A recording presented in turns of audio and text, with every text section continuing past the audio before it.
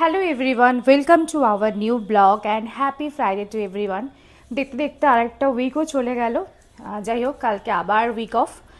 তো আজকে আমাদের ফ্রাইডেতে লাঞ্চে হয়েছে এখানে, উফ বাবা কি গরম ভাতটা, যাই হোক গরম ভাত।